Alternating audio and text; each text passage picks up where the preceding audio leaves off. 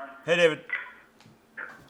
Do you feel yesterday that overall the play of your special teams throughout was a little closer to the standard that you have and the players have for themselves? Yeah, I would say so.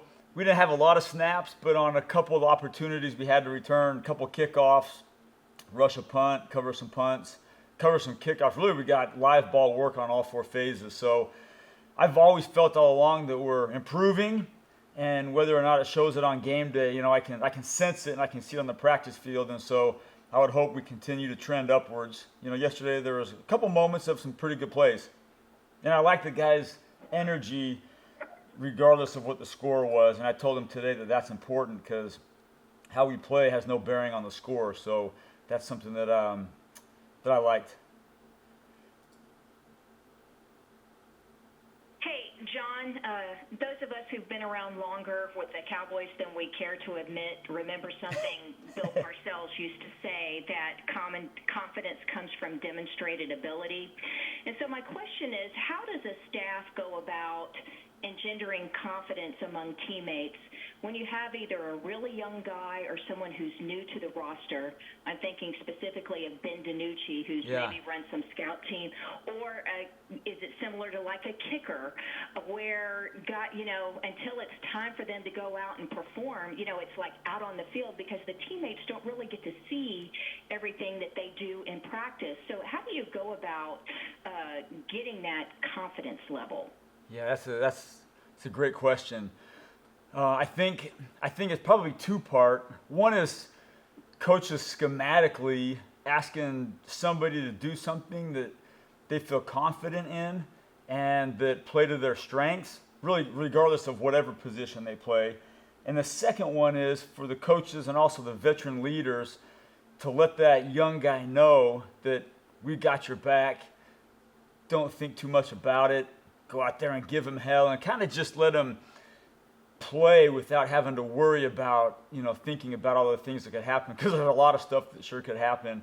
But it is a great question, and I don't know if there's a great answer to it because everybody maybe gains confidence in different ways. Some of it is self-confidence. Some of it is gained confidence through reps. Some of it is given confidence by other people. But nothing can replace the confidence you gain from having success just by playing. And I probably beat around the bush quite a bit right there, but every person's a little bit different. Gosh, I wish there was a magic pill answer for that one.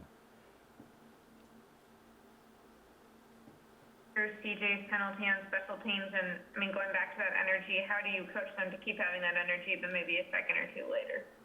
You talking about CJ's block on the field goal? Yes. Yeah, I don't think he was offsides. That's my opinion. I think he timed it up about as perfect as you can get, and I think his get off was so good that the referee was surprised that he was so much faster off the ball than everybody else, because we had another timing mechanism we went off of just for CJ, and I thought he timed it perfect. He put in a lot of time this week, looking at some of those details, and I think he struck. And so I'd be interested to see, what the league says. And I understand from a referee's perspective, it's like, gosh, this guy got off the ball so much faster than everybody else, he had to be offsides. But I thought he did a great job on that. So from a coaching standpoint, do you just tell him keep doing what you're doing? Yes.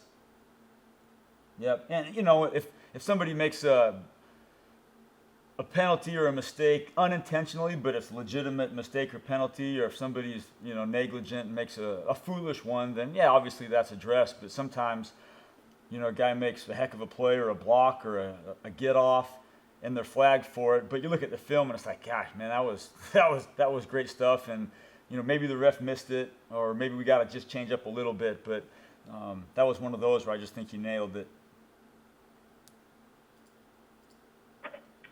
You guys added a punter to the practice squad. What went into that decision?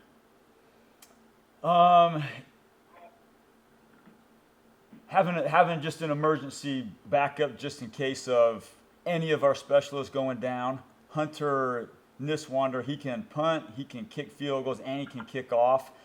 So based on the COVID rules, we brought him in 6 days ago, I think it was, and we had a spot open on the practice squad, so we just thought it would be smart just to cover ourselves. So if something happened, we would have somebody in here that could do, the punting, the kicking off, or the field goals, just in case something happens, which, hasn't happened, but we thought we'd cover ourselves right there. Pollard's kickoff return, what did you see in terms of execution? What jumped out at you as to why that was able to break? The first part of it was Tony made a great catch because that ball got shot at him like a knuckleball. So it was flying at him pretty high speed. So first of all, he did a great job of just being patient, making the catch. And we've been working on, a couple of different aspects of our kickoff return, which really, frankly, has been a little bit of our Achilles heel on our big four. But I thought we blocked it up pretty good. First of all, Tony made a great jump cut move to kind of get to where the space was, and then our blockers did a pretty darn good job finishing some of their blocks penalty free because it was not a dangerous blocking assignments, but there was a lot of stuff happening. So for us to execute that without committing a penalty and for Tony to find the daylight was great by Tony, and really it all started with just patience on the catch and patience on his set, and he let it develop just in time where he was able to see kind of the cutback. So I was real proud of him. He's been working at it, he's been improving on it, and I hope that we continue to find ways to hit the daylight when it's there, because man, the holes open and close really fast, and so we just got to hit it when it's open, and he did that.